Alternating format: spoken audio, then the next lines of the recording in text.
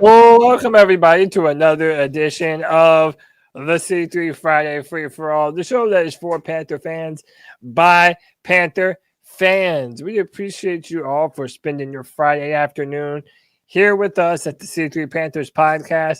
If you would like to be a part of this show, after all, it is called the Free for All.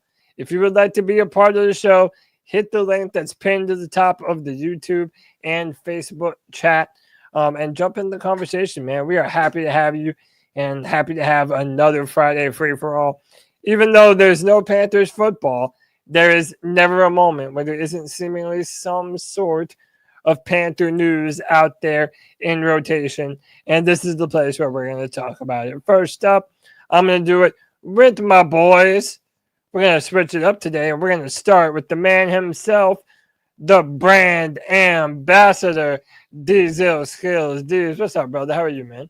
I'm doing good, Cody. I hope you are, man. I'm excited about Super Bowl weekend. Maybe a lot of people are a little bit deflated about the Super Bowl coming up, and just maybe a little disheartened or discouraged to see the Kansas City Chiefs to win another championship. Let me just give a message to those Panthers fans that may be in reach of this message. Enjoy it for what it is. Enjoy the commercials if you need to.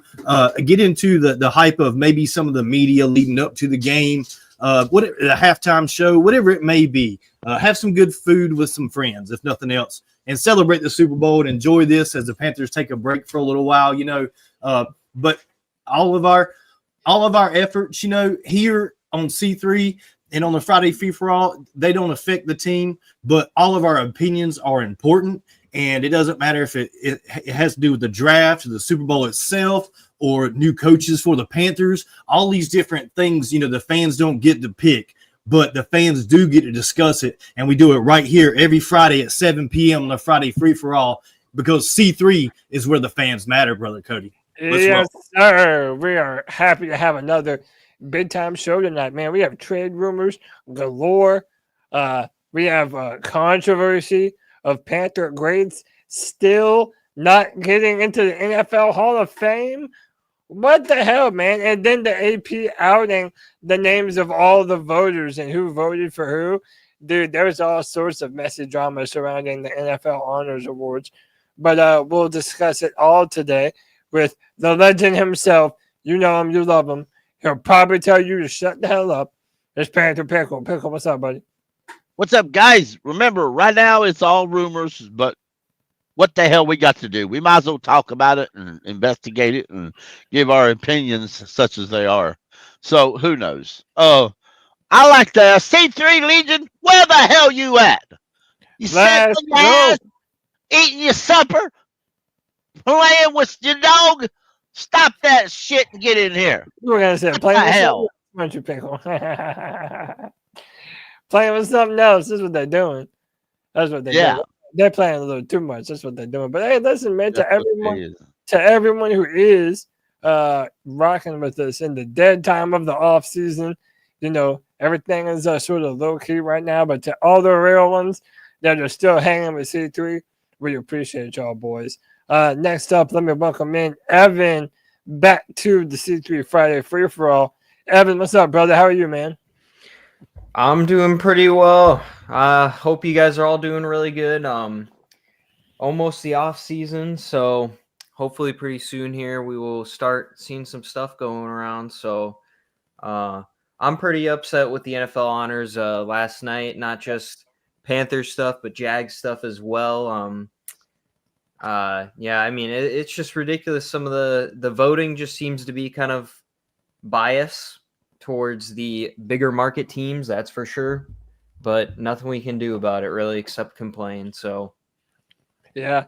Hey, but on another note, our Clemson Tigers are starting to do some cool forward-thinking stuff. So that's always a good thing. Yeah, love that. But anyway, man, hit that like, hit that subscribe, hit that notification bell for every single time the C3 podcast goes live. We appreciate you, boys.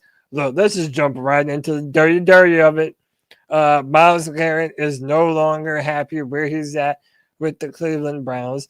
And who can blame him, really? He's been consistently the best player in football really probably in all of football between him and Patrick Mahomes as a defensive player. He's probably, for my money, for my opinion at least, the best defensive player in all the NFL.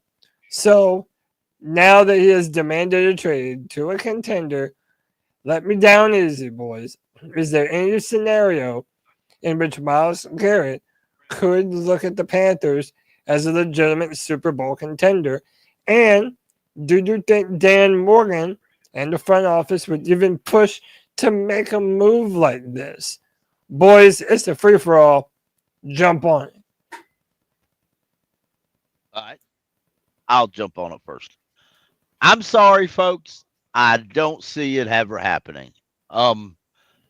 Was Dan? I believe Dan is probably had that chatter, whether he's with the Browns, who are not entertaining trade offers right now, probably won't until training camp when they have to decide something then, because he's adamant. They're adamant that and if their cap situation, it would kill the Browns cap, and they're already bad in cap now. So it would destroy what little cap they've got in that scenario. So that being said, he is 29 years old. I don't think, and he wants to go to a contender where he has a chance of winning a Super Bowl before he gets too old to play.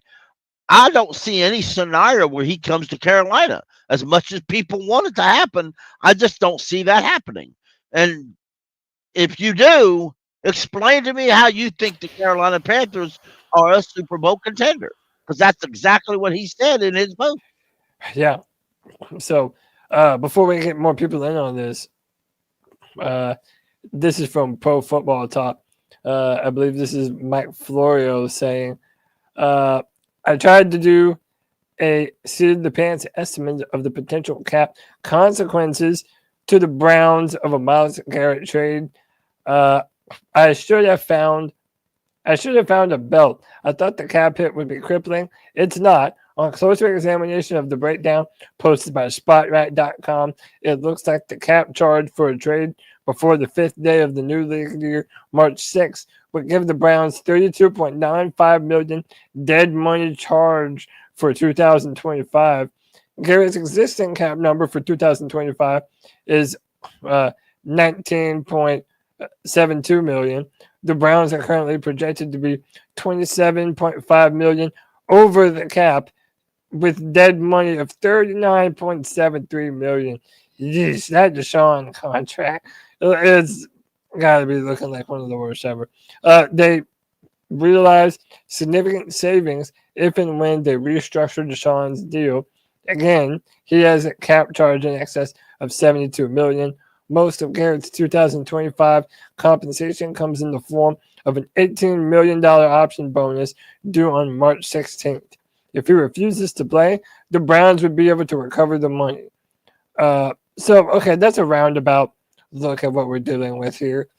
These, I know it isn't very likely, but do you think that Dan Morgan and the Panthers would even consider throwing their name in the cap of someone like a Myles Garrett?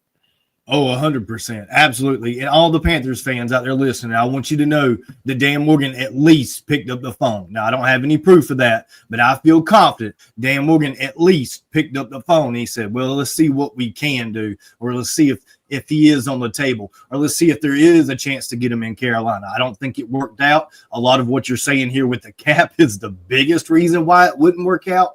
And the other thing about us being Super Bowl contenders, now you're only as good as the last football game you played, Panther Pickle, and we scored 44, if I do recall, in the last football game that we played, which is pretty darn good. As a matter of fact, our quarterback did something that only the MVP of the NFL did this season, with 3 passing touchdowns and 2 rushing touchdowns in that final game. So maybe that final game, or us winning the last 2 out of 3, is enough to convince Myles Garrett that we're going to the Super Bowl.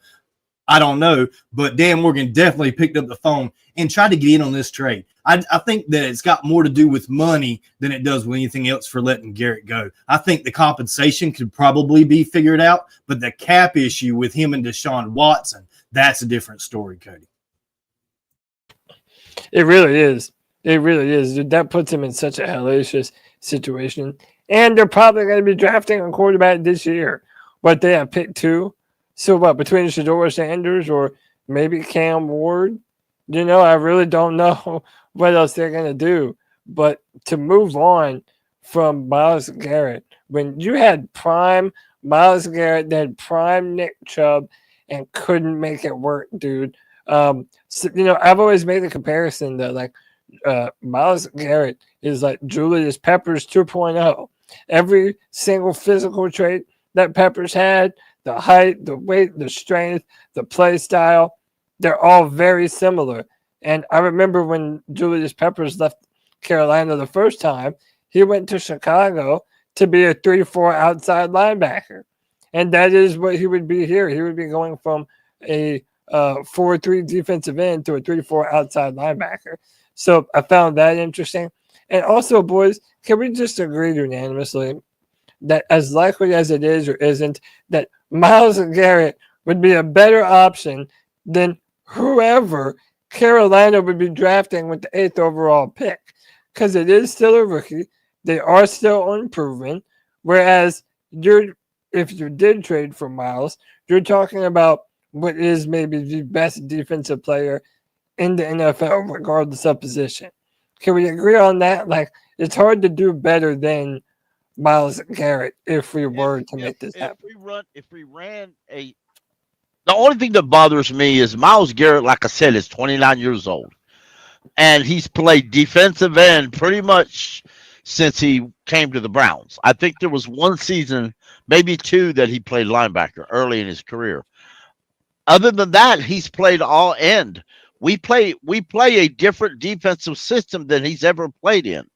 So, I mean, I would hope that he can still do the stand-up linebacker gig, but he's 272 pounds. I'm not certain he fits as an end in a 3-4 defense. But, now if they get him, I'll be happy about it. But do you think that he would struggle? Is he better than anybody in the draft? I'm not ready to say that he's better than anybody in the draft. He's really got more experience, by sure. But as far as skill set to play linebacker, I'm not certain of that. To me, I just, maybe I'm wrong. I do not see someone as athletic as Myles Garrett. I don't see him having any problem playing 3-4 outside linebacker. But you're right, it would be a transition for him, and that's why I did bring up Julius Peppers, because it would be a switch of play style. Let me go to Evan. Evan, how likely is it that the Panthers could get someone like Myles Garrett, and is that something you'd be interested in? And another thing is, would you be willing to give up the 8th overall pick for Myles if that's indeed what it took? To the pick, trading the pick, no. I know a lot of people would also want to trade the 8th overall pick for a guy like Garrett Wilson, but I just, no matter who there is out there, unless it's just like a game changer, I just don't really.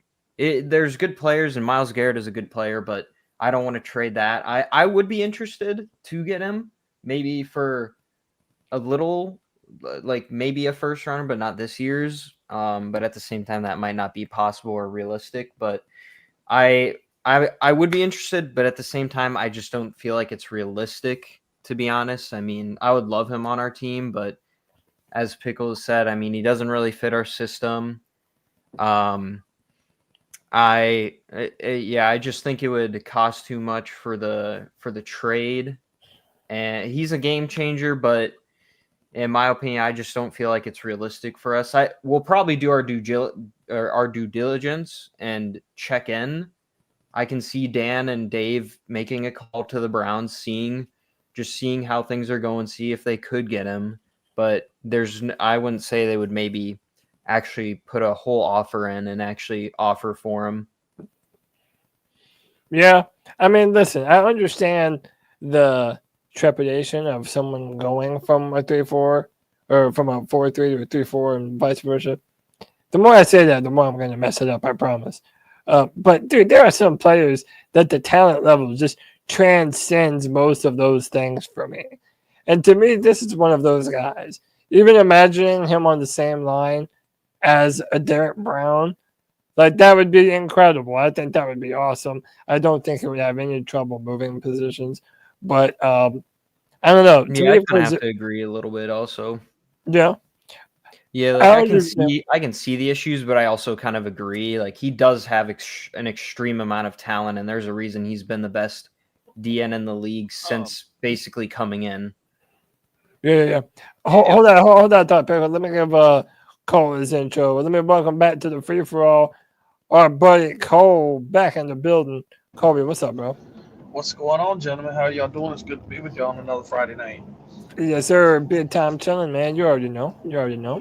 Yes, sir. I don't know if it's been said already, but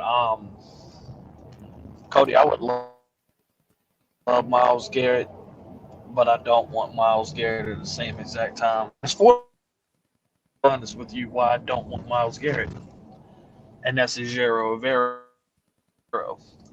That's exactly why I don't want Myles Garrett. That and I'm gonna say that stupid son of a bitch would be the type of coach that would have Myles Garrett on damn pass coverage on 3rd and 10, 3rd and long type situations. He wouldn't know what the hell to do with Myles Garrett. So I don't really want him here. I don't for that reason, unfortunately. Yeah.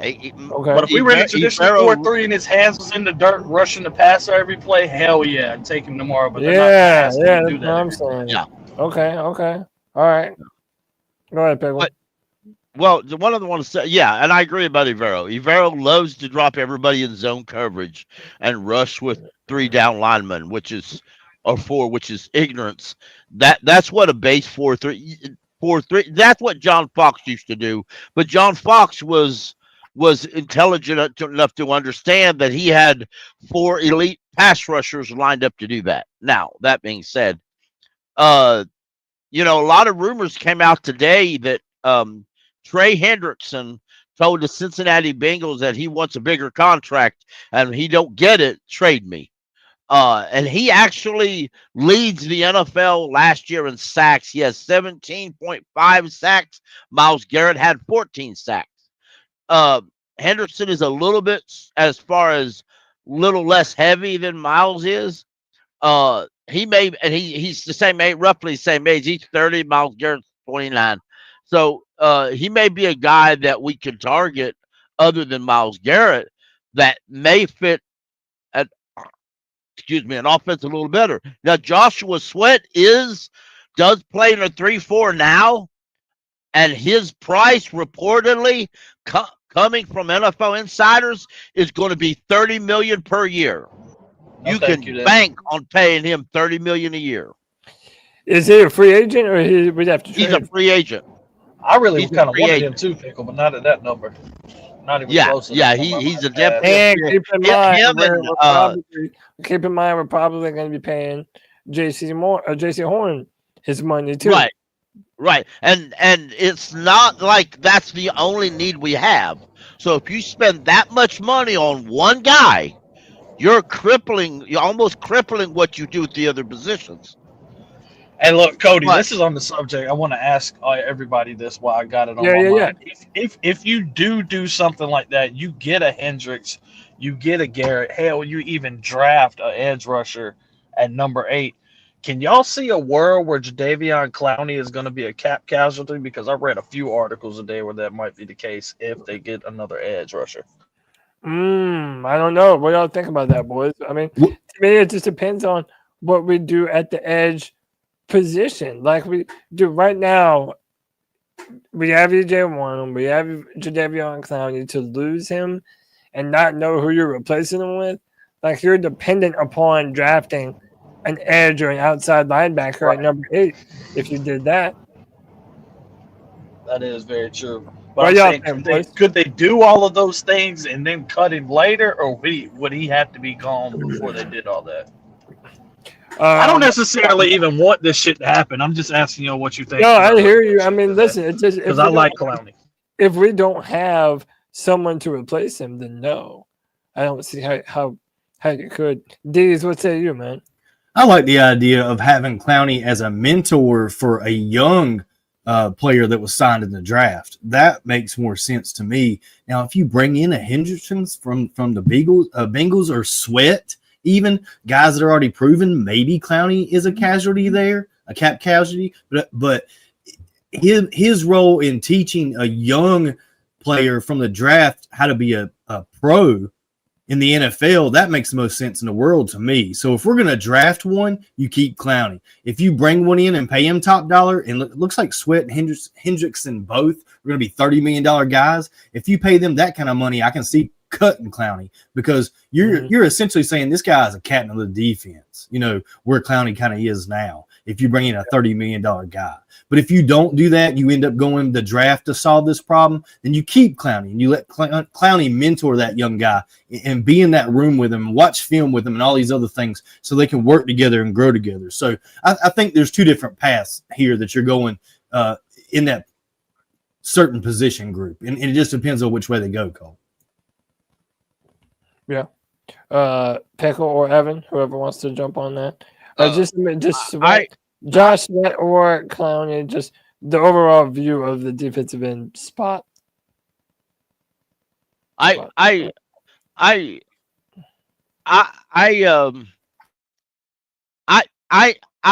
of a lot like these. If we draft a guy, I'd rather keep Clowney, just as that veteran guy in the room. Clowney doesn't have to play every down. He could just come in on like third downs, I think he would be maybe more effective that way. Now, granted, if Cleveland or somebody calls you up and wants to give you a nice, pretty pick for Clowney, then glad to let him go even then. But, if you go get a veteran like Sweat or somebody, then by all means, I think you let Myles go. Could just save on the cap. That in itself could make a 30 million cap hit a little less sweeter, or a little sweeter by knocking 8 million off of it.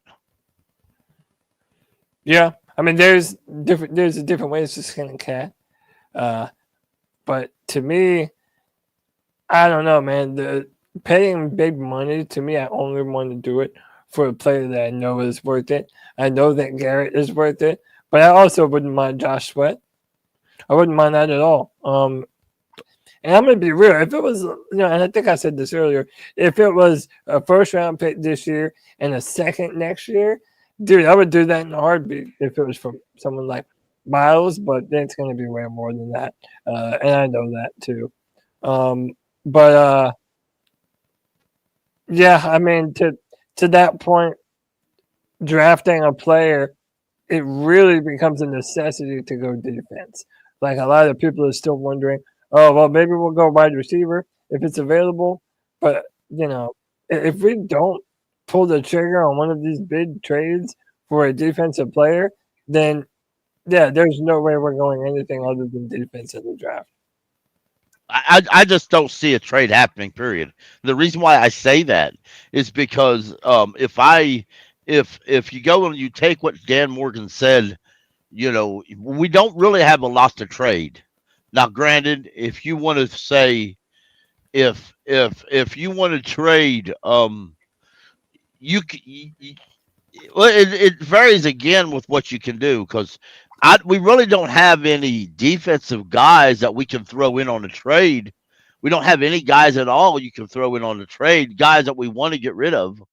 I mean, if we threw Bryce on the trading market, I'm sure we'd get a few draft picks out there. You throw Taylor Moton or Ike Kwanu out there, you might get some draft picks. But, again, it goes to what do you want to trade? So, in reality, we may be stuck in a situation of taking what you can in free agency and working through the draft. Yeah, let me welcome my boy, White Chocolate Espresso, back into the Kev, what's up, brother? What's happening? What's up?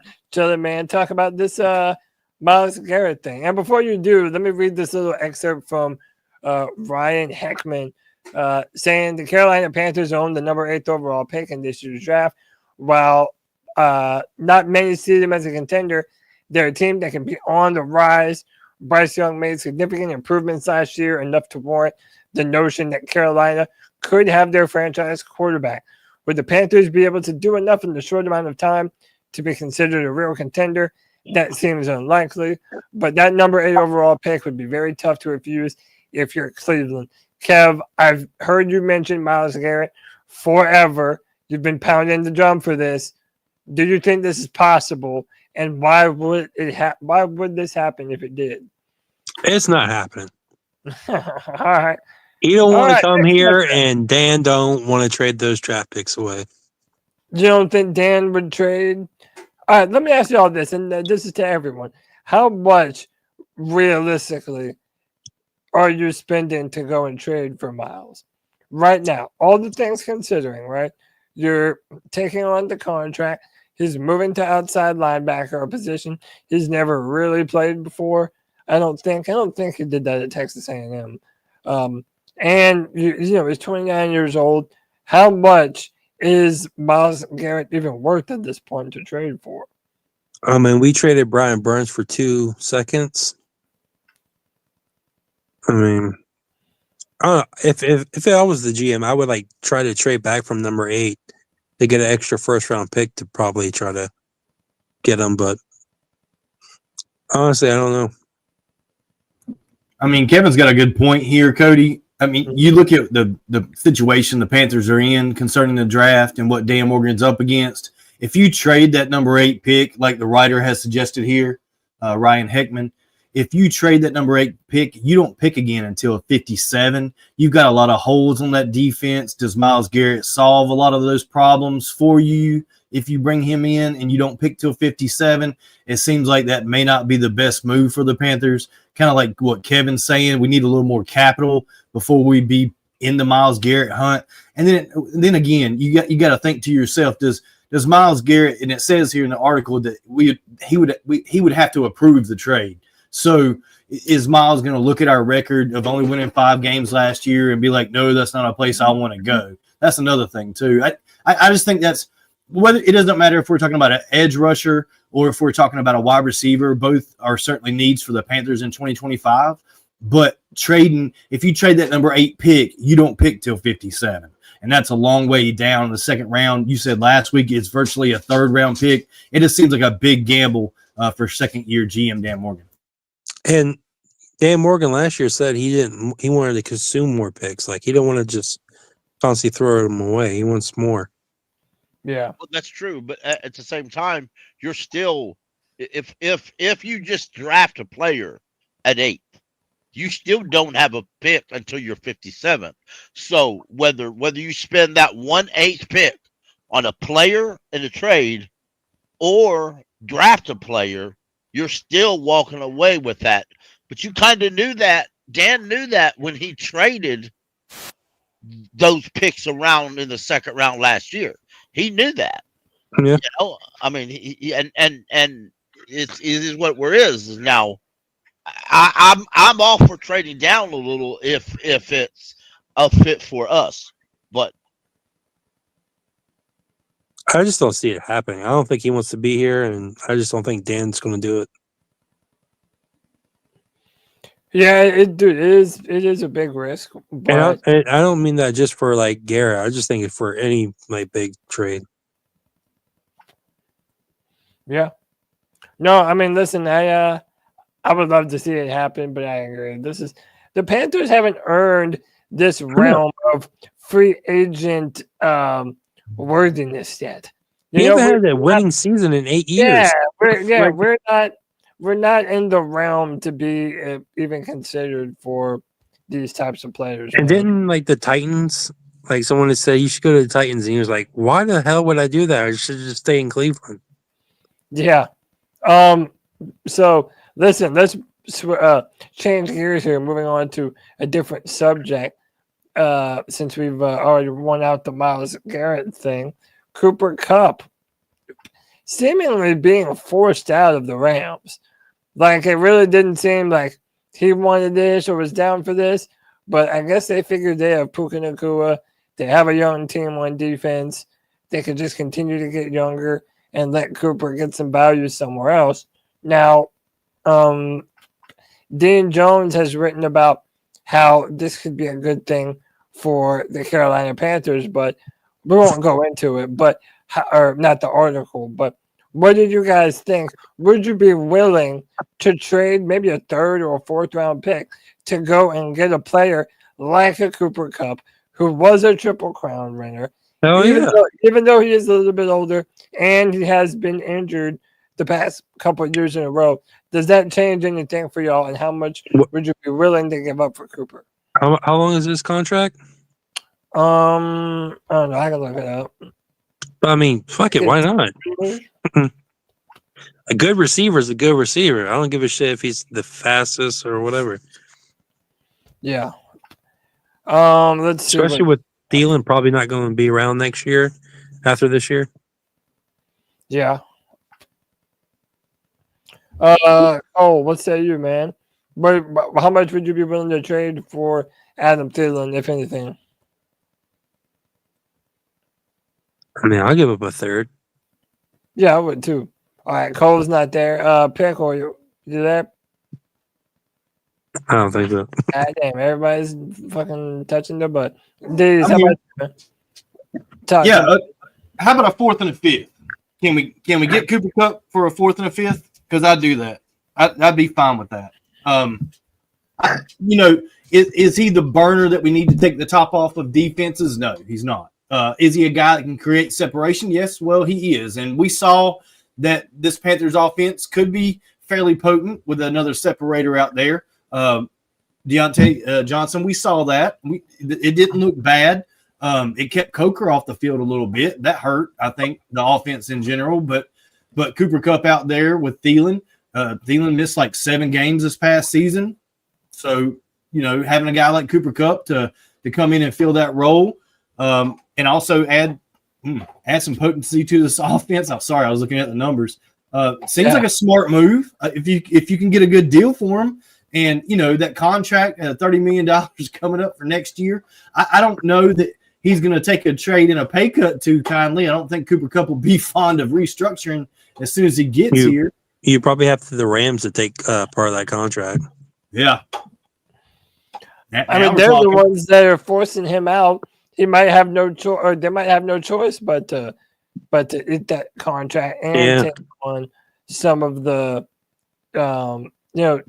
take a lesser amount of draft capital and eat some of the contract.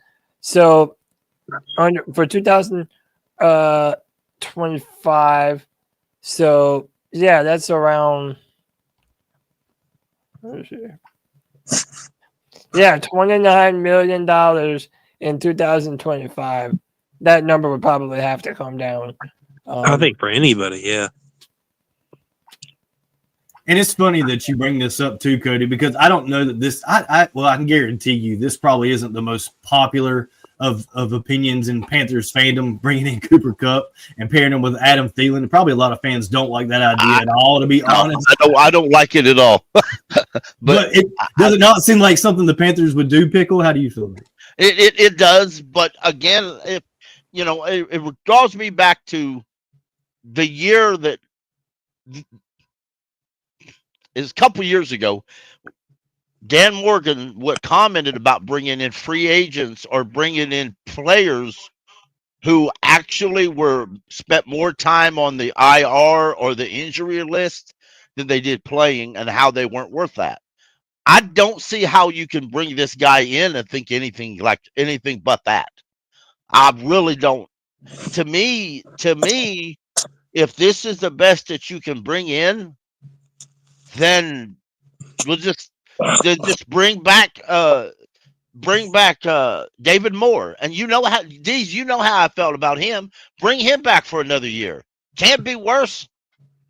Then at least he wasn't the best, but at least he was healthy all year. And cheap, and he didn't cost a lot. That's true. Exactly. And we'd have all our draft picks in place. Yeah. And don't get us wrong in the chat. We're not saying don't trade for Myles Garrett. Myles Garrett is better than Cooper Kupp. Okay, that's not what we're saying by any means. No, he's going to cost a lot more to trade for. Right, and yeah, shout out to Black Pryor in the chat. My personal opinion, I'd rather have DK Metcalf myself. if the Seahawks were willing to trade him. But then you've got to go back. What are you trading him? What are you trading for? You know, if you go trade for one of these receivers like you want, what are you trading? The 8th pick? You really think you're going to get somebody for a 3rd or 4th, or for the 4th round pick or a 5th round pick? I mean, you know, if you call the Seahawks and say, send us DK Metcalf, we'll give you our extra 4th round pick. Do you think they're not going to call around somewhere else and see if they can't get a better deal? We talked about this a little bit last week, but how much would y'all trade for a DK Metcalf? Let me look up him next. I'll give it a second. Yeah. Now, the second, as I said before, I've said it on Spaces a lot. I'm not sure I've ever said it here, Cody. I may have. The Panthers suck so much drafting 2nd round picks. I would use probably all the 2nd round picks I legally can, because we suck at using 2nd round picks anyway. Yeah. Historically, we're awful. And the really Brooks trade last year is just more awful. So Not that Brooks is bad, but just stuff didn't work out for us, Cody. Damn. So how about this? DK Metcalf. DK Metcalf is $31 million, almost $32 million as a cap hit for 2025. And then the rest of, he has more money on his contract with Seattle into 2029, but that's a void year for the next 3 they're paying him. But they can cut him, I think, anytime. Potential out 2025, 3rd year, 50. Yeah, so they might be able to get out of it this year. It looks like if they do, they might be able to save some cash. I wonder if they're looking to cut him or if they're just going to trade him outright. Because if they do trade him, they're probably going to have to eat some of that money, huh? Fuck it, Cody. Look up Tyreek Hill's contract. I will. But DK Metcalf, how much would y'all be willing to give for DK? Keep in mind that it's a late 2nd round pick. I would start off with the 3rd pick and see what I can go from there. What was his stats last year? I don't even know how he even played last year. I limit to it, but I would start off there. I don't even know what his stats were last year. Were they any good? Hampton Howe in the chat says Taylor Moton is a trade piece. Well, at one time I would agree with that, but I have to ask, who starts at right tackle if that's what you do? Brady Christensen. So how much are you going to re-sign Brady Christensen for? He's a free agency. He'll more than likely ain't coming cheap after all the bullshit we put him through. And he never played right tackle. They didn't even put him out there. They didn't give him a shot. Tyreek Hill is $8 million, or almost damn near 29 in 2025. In 2026, it's $51 million. Damn near. Holy shit! I wouldn't take Tyreek Hill if they gave us a 2nd round pick to take him. That guy's a troublemaker. And every year he complains that he ain't getting enough money. Every single year he complains he ain't getting enough money. If you give him $100 million per season contract next year, I guarantee you he'd say he ain't getting enough. So they have here a potential out 2026 2-year, $55.1 million deal, $15 million debt cap hit. So they are indicating that there are potential outs. I don't know, man. Like between him and DK, I don't know. We would love to see. No, we don't need another running back, dude. We do need a running back. No, we don't. Draft our backup is out for another year. My solution to fixing the wide receiver position is something nobody wants to hear. Let them develop. Say it anyway. Draft a receiver at the best available time. Be it the 1st pick, be it the 2nd pick, a 3rd or 4th or 5th pick. Let our receivers develop. Coker and XL. Thielen. All right, let me welcome Vegas Drew back into the free for all. Drew, what's up, brother? Not much. How you guys all doing? Chilling, man. Chilling. How you feeling about the Panthers potentially trading for either Myles Garrett or a Cooper Kupp? I'd take Myles Garrett. I feel like Cooper Kupp is a little redundant with our players. He's kind of like the same dude as XL and Coker. Like, Okay. I'm not against like if we get Kupp on a good deal, but I mean, if it was an either or situation, I'm like go after Myles Garrett for sure. Okay. How crazy would it be if we're able to get Myles Garrett and then maybe try to pick up Trey Hendrickson and like in the waivers, or not waivers, but he's a free agent. Like, Yeah. No, but Myles Garrett, like that'd be an insane. I don't know if we got the coin. I don't know if we got the coin. Oh, my bad. And then add Derek Brown to that. Yeah, I don't know if we have the coin for that, but that'd be pretty sweet. Puka Nacua was a 6th-round pick, says Stephen Bailey. No, I mean, listen, we definitely have to continue to draft young players and develop them. But I think the reason why we're bringing up all these hypothetical trades, one, we need something to talk about. But two, this is such an important year for Bryce Young in year 3. And that having that dependable weapon downfield that you know that you can depend on, man, like a DK Metcalf, like a Garrett Wilson. Like a Adam Thielen. To be honest, if I had to rank them all on who was the one I would probably like to see the most, to be honest, it would probably be Garrett Wilson. Yeah, because I really want to see what he would be able to do with Bryce Young throwing him the football. But, dude, you know how much I would love fucking Myles Garrett to be a Panther? I compare him to Julius Peppers. I think that's Julius Peppers 2.0. Yeah, so I would love nature. Yeah, dude, I would just love to have him here. But Evan, let me get you back in on this. What would you trade for? Did I get your opinion on Cooper Kupp yet? No, I haven't. Talk to me about Cooper Kupp. What would you be willing to trade for Cooper? Considering he's probably around $30 million that they're probably going to have to eat some of. But if it was a 3rd or 4th round pick, would you be willing to trade for Cooper Kupp? Maybe a 4th, but I would say that's the highest I would go. Really, is a 4th. Maybe like I would say more around like a 5th round pick is what maybe I would do. I don't really want him because like he would be a good veteran pickup, but I think it would be better to just go and draft a receiver at that point. I'd rather, if we're going to trade for a receiver, I'd rather trade for a guy like DK than Cooper. A little younger and probably a little better currently. Yeah, more durable. Yeah. No, yeah. I see that a lot. Where'd Cole go? I don't have Cole in here. Isn't AJ Brown like they're talking about trading him? Yeah, but like those guys are like I feel like that's why I kind of like with Cody. I mean, Garrett Wilson, I don't believe he's going to be available, but at least he provides you with something different. I just don't think a lot of these guys are going to be available too. Oh, I don't think so either. I think it's gonna be a lot of talk. But I mean, like you said, we got nothing else going on. Yeah. I feel like if we're gonna go wide receiver, let's just go draft. In my mind, there's some good like 2nd rounders that are gonna be. I think that'll be fit our need. Like a guy that could take the top off, run kind of more gadgety things like the kid from Oregon or Isaiah Bond. I think those are more a guy we're looking for. Yeah. Yeah. I'd rather go back-to-back defensive guys, if I'm being honest. Cole back in the building. What's up, Cole? Yo, my damn mute button got hung up earlier, Cody. I heard my name, but I didn't hear the question you asked me. Do you remember what it was? I'll look back to it.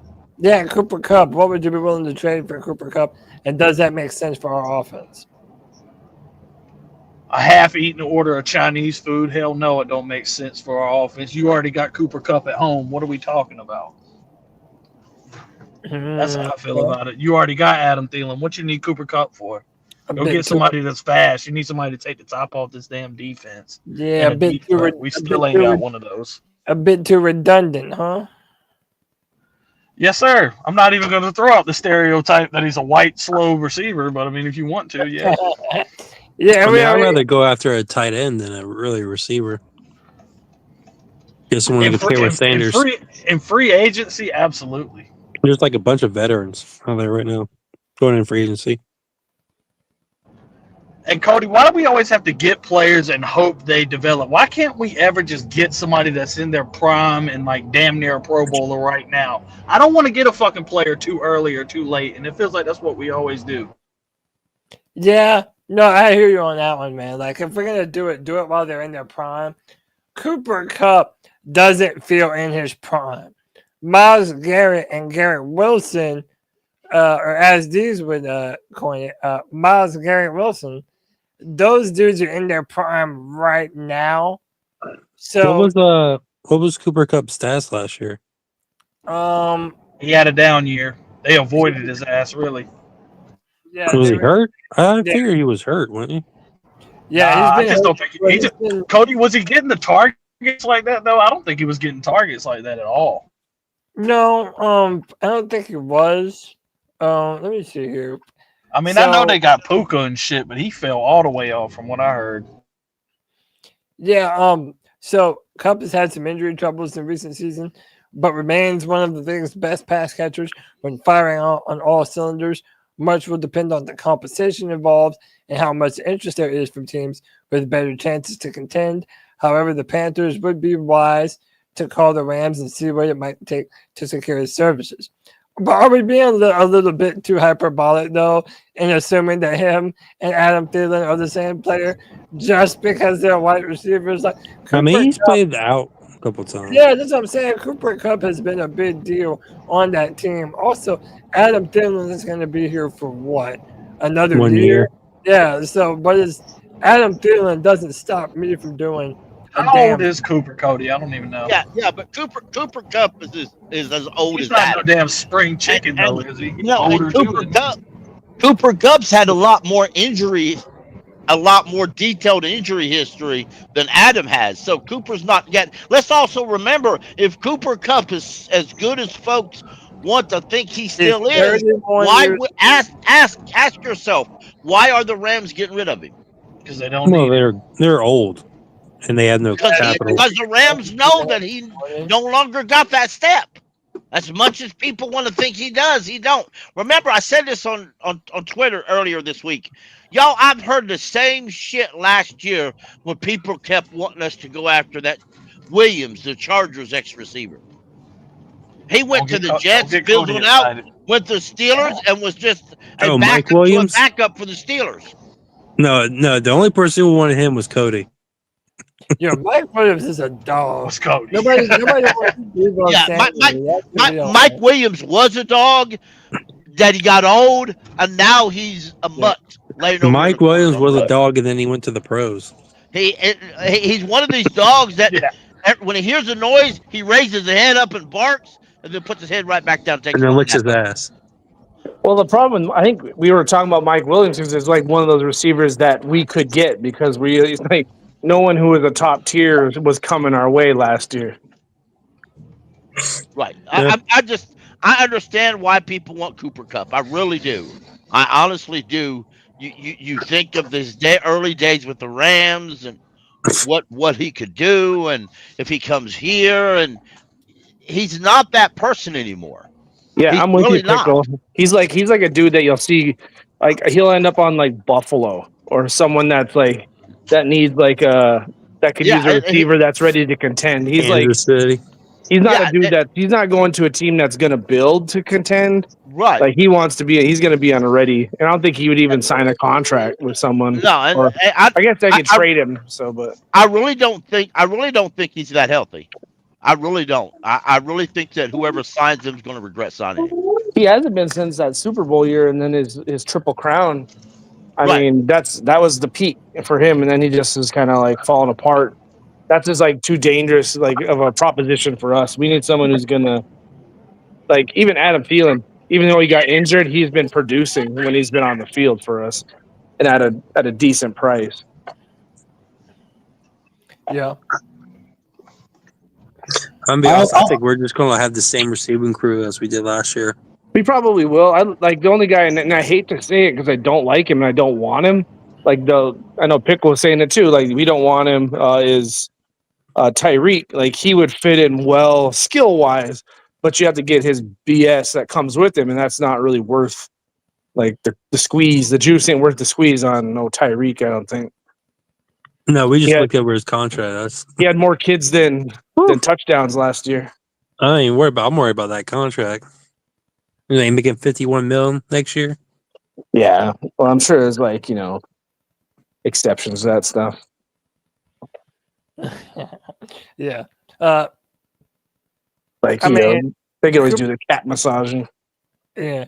Cooper Kupp is definitely on the wrong side of 30 years old. We can all admit that. Hey, but let me add my buddy Anthony into the conversation. Ant, what's up, dude? Yo, Ant, we got you. Anthony, Ant, what's up, bro?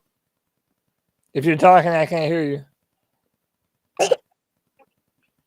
Man, that's a whole ass baby. You got talking the big ant voice, not the little ant. Yeah, that's what's up. That's what's up. Damn, where did Anthony go? I guess he dropped out. They're dropping like flies here, Cody.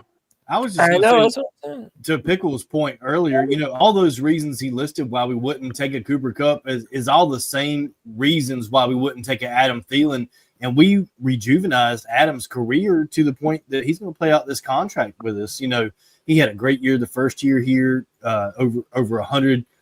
What was it, 100 receptions, over 1,000 receiving yards, and had to put it together with another solid year last year. So, adding a guy like Cooper Kupp, he'd be better than what a lot of fans perceive him probably to be, especially if the Rams are going to cover some of that contract. And just one more point that nobody really made about the Rams, clearly they're moving on. They had that whole F them picks mentality that bought them a Super Bowl, basically. So now they're tearing that down the way that you should do it. You start letting go of some older assets and recouping some guys in the draft. So what they're doing makes a lot of sense. Does it make a lot of sense for the Panthers? I don't know. It could be something that the Panthers do, but I don't know that it's the best choice out there. We'll see which way Dan goes, Cody. Yeah, and Bill Belichick was really the guy who started that motto of I'd rather get rid of a guy too early than get rid of a guy a year too late. Because then it's like you're getting some sort of value in return. But Ant, let me see if we got Ant. Ant, we got you back in here, bro. Yeah, can you hear me? Yeah, we hear you loud and clear, brother. What's up, man? Sir. What's going on, boys? How y'all doing? It's been a crazy week for me, to say the least. Yeah, man. Happy to have you back on the free for all, bro. First, let's talk about the Cooper Kupp thing, and then we can get your opinion on Myles Garrett a little later on. But what do you feel about Cooper Kupp, and how much would you be willing to trade for Cooper, and would that even be a viable option for the Panthers? Yeah, so this kind of just came. I'm not gonna touch much on it, but I kind of just got into contact with some people, and I just heard that the Panthers are potentially interested in him, and I don't really want him. He's on the wrong side of 30. He's injury prone. I think it'd take like a third or fourth round to get him, but his contract's pretty bad right now too. So I think we should just stay away, man. I was going crazy in our chat because I'm just frustrated, man. I just want to see the Panthers do things that good organizations do, and this just does not correlate with that at all. Now, the other part of this is that maybe these talks were being had with the front office before they knew about Adam Thielen's future. I'm assuming that has to be the case because they're kind of the same player in a lot of ways. But again, I'll say, it'd probably take a third or fourth to get him, but I don't want him personally. I don't think it's the right way to go. Yeah, so what do y'all think of that, man? Do y'all think that there was that there are forces that would try to prevent Carolina from going to get Cooper Kupp? Is this the type of player? is this the type of player that would take our offense to the next level? No, absolutely not. No, it won't. It'll just be, to me, it'll be somebody in the way of XL and Coker developing. Yeah. Well. Yeah, like I said, I could watch out for that second round pick, and that'll be our receiver. I think if there's someone left over, I bet. No, please tell me no. No second round receivers, please. They're gonna do it. I mean, well, we got a bunch of we got way more off. Listen, in my opinion, if you want to evaluate needs, we have more defensive needs than we ever have needs at another receiver. I'm sorry, I know some people disagree, and that's fine. But if I'm picking and choosing on taking somebody strictly based by need, wide receiver is going to be probably late 5th, maybe 6th round on the list. Well, we need 2 safeties. We need at least 1 inside linebacker. We need 2 outside linebackers. We need a defensive end. And we could use some more help on the inside D-line as well. Yeah, I'd like to see. At a middle linebacker, I'd like to see that Chris Paul Jr. That dude, right. I think, is a thumper. Right. I think that dude's a Dan guy. A couple extra corners. Yeah, I'm not saying that, but I'm not saying that that's not obviously more of a need than wide receiver. I'm just saying value, and I think that's more of Dan Morgan's mindset on drafting has been, take a value. And, we've been talking about trading down a bunch. I always tell people, I was like, why? I don't remember which GM said that, but I remember someone said, why trade 2 nickels for a dime? He's like, you'd rather have, that top tier player like at our pick now than trade down and get 2 players that might be just mid, I'd rather stay at that spot. I kind of disagree with that, but I know there's some GMs out there who feel that, and a lot of it's going to be depending on who falls. For example, if Ted McMillan is sitting there at 8, I want to go defense, but I can't deny the fact of talent. You have to draft talent. If he's sitting there at 8, you have to take him. Now, granted, comparable, if a defensive stud falls and he's sitting there, you kind of have to take him. But and again, we're going to pick 57, which is late in the 5th round or in the 2nd round. So there's going to be a lot of players gone off the board by then. So to me, the team will either take one of them 4th or 5th round picks and try to move up, or they very well could try to move back and collect some picks in that vacant time that they don't have a pick. Here, and listen, I agree, but here's what I was actually really on the other side of this argument going into this past season. I told, the fan base, we're going to be a rebuilding team this year, and we were. But the more I just look around the league, you got to think it shouldn't be this hard to build a roster.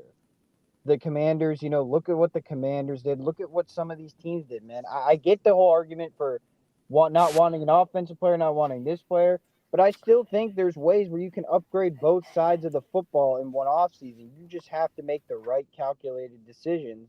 And I just think because we haven't seen that necessarily, that we're just already assuming, oh, well, we can't do that, so we're going to go all in for defense, which is fine. I understand it. But at the same time, I just feel like you also got to take advantage of this rookie deal with this quarterback you have too. It's a hard situation for sure, but I'm still gonna hold these people accountable this year. We got to still upgrade the offense and the defense at the same time, in my opinion. Got to, or else we're never gonna be viable. We have to take a big step forward on defense after just how fucking shitty we were last year. But this offense has to continue to take a step forward. That's why we bring up all these wide receivers, because it does just seem like we need another extra piece, Yeah, you also don't want to just stop and say, "Oh man, our offense was looking good at the end of the year. We're good on offense." Like Well, you got to that's what I'm keep saying. Like, just Oh, you look don't compile at want some to do that. talent.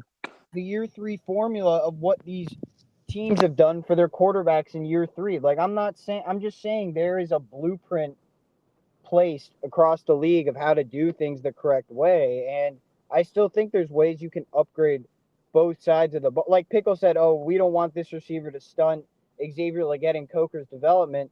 But at the same time, you kind of would want a receiver in there to take pressure off those guys. Because if I'm being honest with you, I don't necessarily know if I want Xavier Legette as my wide receiver 1 going into next year. Or He's not that's- Anthony. those are things that, yeah, like I know Cole understands where I'm coming from here. Like, I just think, man, you got to look at it in the lens of like, there are ways to upgrade both sides of the ball. It's really not as hard as people think it is. We've just been so dumbfounded by stupid decisions that people think it's impossible. And there's no hate. Listen, maybe I'm just a cocky Lakers fan and we just got Luka Doncic, so I just think anything's possible for my team. But at the end of the day, man, like, we got to get this thing rolling, man, because, like, I'm losing patience. I'm losing, like, at some point, we got to win some fucking games. Excuse my None language. of us are getting any younger, my friend. Yeah, at some point, man, at some point. So that's kind of my little rant. I mean, but I still think there's ways to upgrade this team, man. Like, I still think there's ways, man. Like, DK Metcalf's another guy. Like, you could trade a third for him. Like, there's tons of things you can do. So it'll be interesting offseason. I just hope they don't sell Bryce out and just be like, well, yeah, we're just gonna leave you with this wide receiver core. I don't know if that's because, listen, the wide receiver core also cost this game too. Yes, it did. As much as people talk about the defense being a dud, which it was, the offense lost us, I'd say, probably 2 games on its own. So those are still things to consider, man. That's all. Especially since against a Super Bowl contender too. With that, Anthony should have beaten them, but nah, somebody had to drop the ball. That was wide ass open. Yeah, we all know the drop ball and then the fumble. I mean, those are two I obvious forgot about ones. the fumble. So that's ball Yeah. security issues all the way around. Then. Yeah, I like sucks. that. Like, yeah, I don't realistically see us doing. I think the offseason is going to say a lot about the draft, like just like it did this last year, where we went heavy with the offensive line. Like, you kind of, when they got rid of Burns, you kind of knew, and they're like, we got to help the offense, and then that was at the expense of the defense. And then we're like, well, let's just see what we could draft on defense and see if they progress, which I think a lot did, but we'll see. You're going to see a lot of. I'd like to see us get a couple D linemen in free agency that are like, or just by trade or something, and then go after the rest of the defense. Like Cody was saying, or someone else was mentioning, like, why are we always going after these projects? I'd like to see us get like a somewhat established D lineman that'll make an impact with our team right away. Agreed. Hey, another thing that I thought was interesting too was the market value of Mike Jackson, who played well for the Panthers this past year. They're saying that he could see some, he might see another contract somewhere else for more money. They have him at around $20-some-odd million next year. Yeah. I mean, I like him. Cody. I don't like him. Someone's going to end up overpaying him. I think he's gone. I don't like him that much. But that ain't good though, because now you're telling me we definitely gonna need another starting cornerback then. But they're saying go find one of those. Well, hold on, maybe I misread this. I think I definitely did. Jackson to receive a 3-year, $23 million deal on the open market. So if that's 23 in total, that's way more palatable. Yeah. Would you be willing to bring back Mike Jackson for the right price, or do we need to continue to try and find another corner option? Until you can do better, you got to keep him, Cody. Unfortunately, that's just to me, especially at that number. Because you're saying that's less than $8 million a year. Yeah. I would love to go get a top. You know what I'm saying? Everybody wants a top 10 cornerback, but I doubt we do it. But maybe there's a trade somewhere for a cornerback. I really like trading for top tier cornerbacks and wide receivers because I feel like we would struggle always to get those in free agency.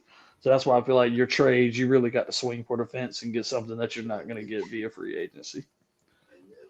Yeah, and then also you got, like he's saying, I don't think teams are always apt to pay corners either. So like you could end up sneaking, stealing a top tier corner for a couple years just because the team didn't want to sign them. Yep, So I it think they're happens. gettable. It happens. I mean, how long have we looked for that cornerback number 2 here in Carolina? I mean, it's been just for years now. Dante Jackson didn't work out. Henderson didn't work out. I mean, it's just been a litany of names that's just failed here in Carolina to be that number 2. But Mike Jackson played it pretty well. I mean, he was solid this season. He looked good out there with J.C. Horn. We felt okay about our cornerbacks. We had a lot of complaints about our safeties. I don't think if we don't re-sign Michael Jackson, I think we're just creating another hole in the defensive side of the football. I don't think that there's many Panthers fans that believe that Dane Jackson's ready to step up into that number 2 cornerback role, and I'm one of them. I'm not ready to see him out there. Is he going to be here, Dees? Yeah, I believe he is. Oh, my God. And I like him on the bench, third, fourth quarterback. I don't. He's not ready to be number 2 is all I'm saying. Mike Jackson is. And for $8 million a season, I'm willing to do that. And to y'all's point, what you were saying, we've got to make a splash in free agency. Mean, the Panthers had to sign somebody. I don't care. I really don't care who it is. They can go get Myles Garrett. They can go get a wide receiver. Either way, we've got enough money that we can land one. We can land one good, solid, really just like Hunt. Like a really solid player. Just land one of them in free agency. And we can pay that one, and then we'll figure out the rest like we always do. And it may not be the best of scenarios, but Mike Jackson is probably the way to go forward for this defense because I don't see where we're going to acquire a guy that is of his level or close to his level otherwise, in case we do some kind of crazy trade to bring a guy in that they just believe in. And from what I saw with the guys we brought in this year, Cole, talking about Fuller, Nick Scott, these other guys in the secondary that were Avero guys, bringing them in because they're his guys and we believe in them. I'm off that train, buddy. Yes, I'm with Mike Jackson, the guy from Seattle. I say re-sign him. Deez, I want to ask you this. Let me ask y'all this very, very quickly. We've been so bad traditionally at number 2 cornerback, and Mike Jackson is not bad, but am I overvaluing and overrating Mike Jackson because of how bad we usually are at that second cornerback, or is he just a decent player like I think he is? He's a decent player. I think he's a decent player, but I think he's not the lockout corner you think of that people want. So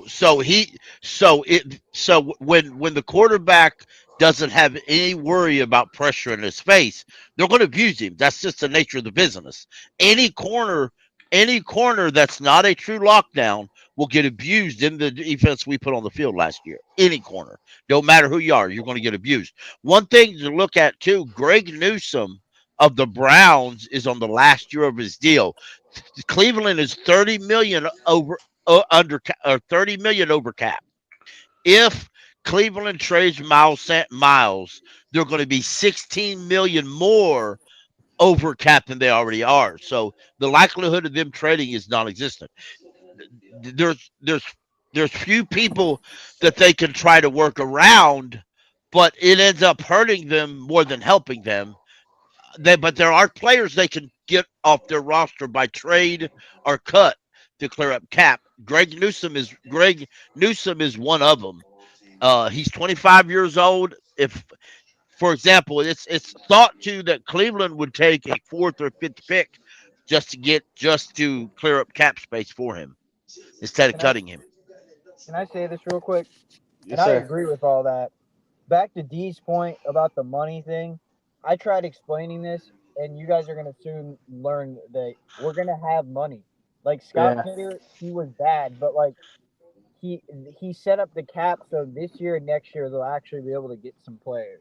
So again, and he set that shit up thinking his silly ass is going to be here doing that, Anthony. Exactly. And that's exactly. And now it's in Dan Morgan's hand. We're going to have about like 70 million cap space. Right now we have 23, trust me. There's going to be a ton of moves.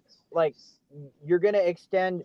You're going to be able to extend good players on this team. Moten, Hunt, Lewis, like restructures. If you're restructuring and extending good players, it doesn't matter. It's a difference than when you're restructuring and extending bad players. So you're going to have cap space naturally from doing that. I just think people are still they're not really like diving deep into that. There's a lot of things you can do to create cap space, and I think we'll see that this season. So while I do agree with D's that we're going to be able to sign another good player, just watch out. It's trust me. I think we're going to have cap space this year, depending on if Morgan does all the right things. Right, I agree to that. I think if when they want cap space, they're going to get cap space a lot easier this year than they did last year. I don't think it's a big issue. Yeah, I mean, we talk about the Panthers bringing in more than one free agent. I mean, if we get like 2 top-tier free agents, signed, I mean, I'll be going crazy for the Panthers next season, thinking that we're going to really make some moves. And to be honest, Ant, that's what I'm looking to see. I know we have the ability to free up that cap space if they're able to do it and then land not only one but another solid free agent. Maybe somebody a little more impactful than Damian Lewis. I think Damian Lewis played really good for us this year. I think he's a solid starter. I think he's more than serviceable, if you will. But if we're able to do a little better than that this year, like you get a Pro Bowl player that you sign in free agency and you add one more that's maybe not a Pro Bowler, but borderline would be lovely, D's. Yep, more than serviceable. Then I think the Panthers are really going places next year. I'm never going to give up hope because of the division, D's. That's why I'm right there with you on that, my friend. Yeah. Until our division gets better, I'm always going to have hope. Shout out real quick to Cheshire Cat with the $5 C3 bomb. It says Carolina Panthers can't overlook Siobhan Reevels from East Carolina. Shout out for right here, Greenville, Cody. He's wrong. And Azare Thomas from Florida State. So that's another thing. It's looking to be a pretty deep draft at a lot of positions of need, too. I think that also colors this conversation around some of these corners that we're talking about. Is it worth it to pay a little more for a Michael Jackson versus would you grab one of these guys with that late second, early third? You know what I mean? Like, there are more options available to us. And we have 9 picks. I would love to be able to move back. The more and more I think about it, I would love to be able to move back from pick 8, drop back into the early teens, and still be able to grab some good players, maybe even pick up another first-round pick. Like, that would be ideal for us, especially if we're not going to go and make any real big splashes in free agency. I hope we do, but I don't know if we're going to. I don't think that Dan Morgan is going to break the bank for any one player as much as I would like it to be a Myles Garrett or a Garrett Wilson. But Dan Morgan has the opportunity with so many draft picks this year to really build out the image of this team and what it's going to be for the next, 3 or 4 years at a time now. So I'm really excited about Dan Morgan and just how many tools he has available to him. But personally, I would rather sign Mike Jackson than use another early draft pick on a corner. I would like to fill as many free agent holes as possible so that we can do nothing but go best player available literally all through the draft. That's me. Cody, I've said 100 times that I hate trading back and I would never do that shit. But if you really wanted to load up on the defense, and I know I'm not getting who I want at 8, because I'm going to be honest, I want Ted at 8. I really do. I want that weapon from Bryce. If I can't get that and you want to load up and get an extra pick or two, man, there is some raw-ass talent. But do you think he has enough top-end speed to be the 8th overall pick? Or does it matter? Is it just that?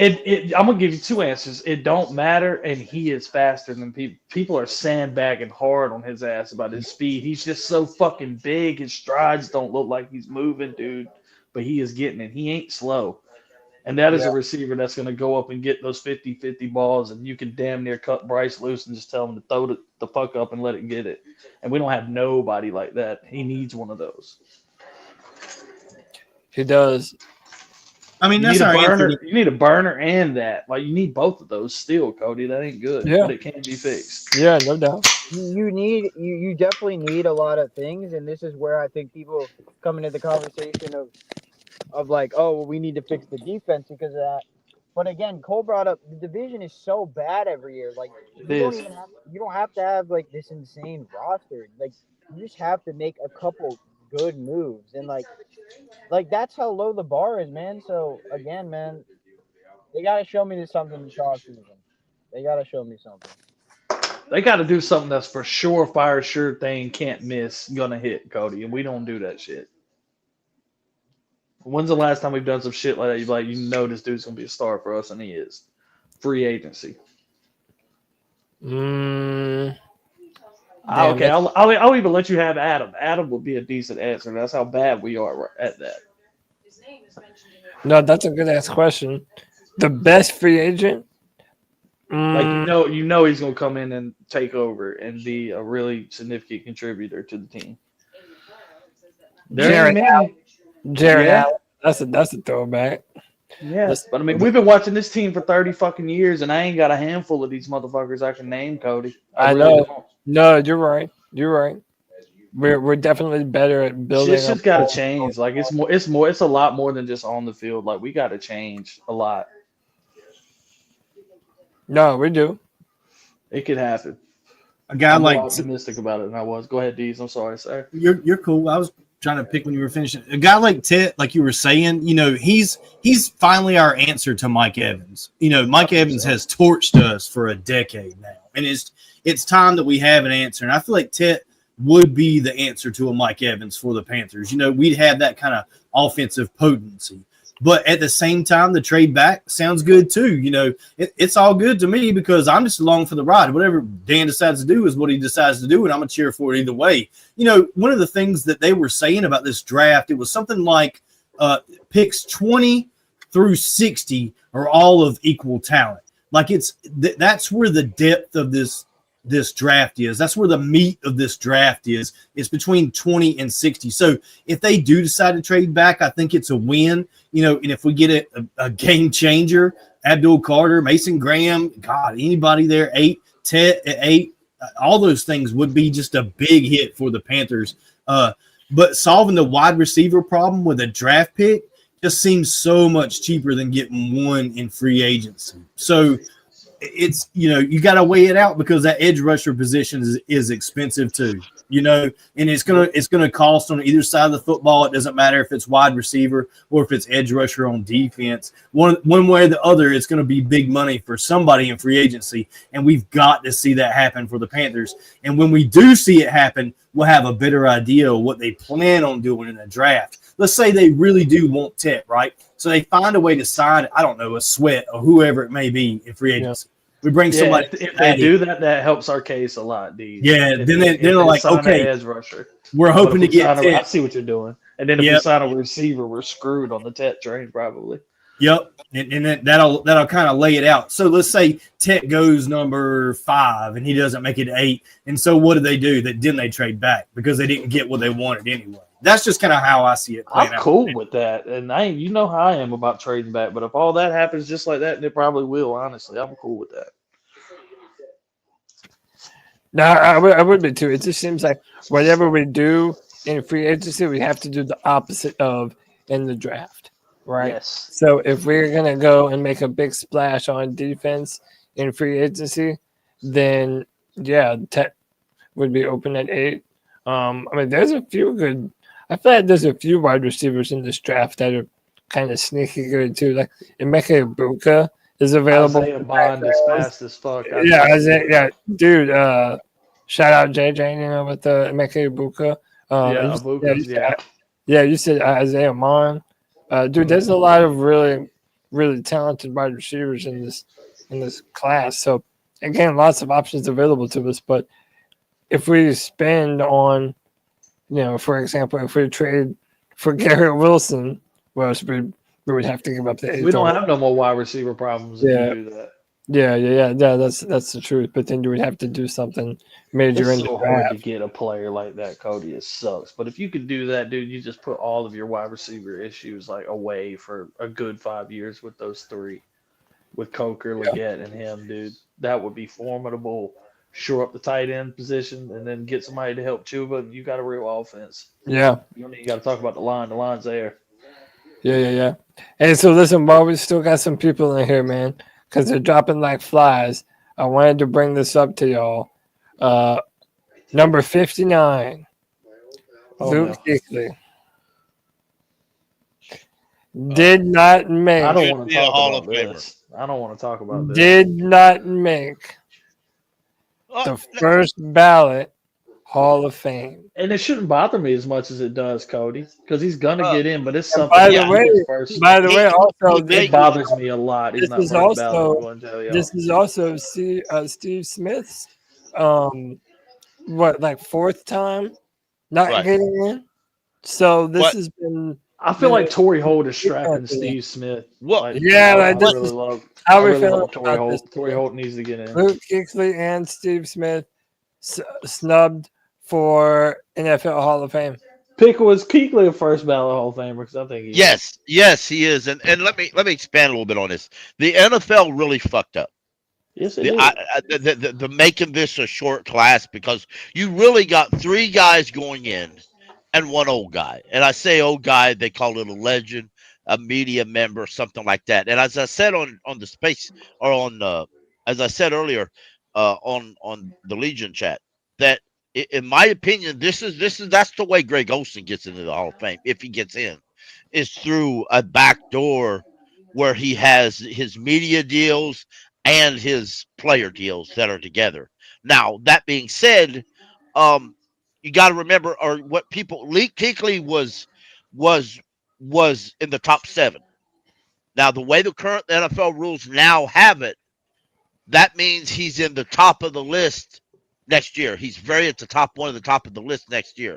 But here's the catch: Eli Manning was also overlooked.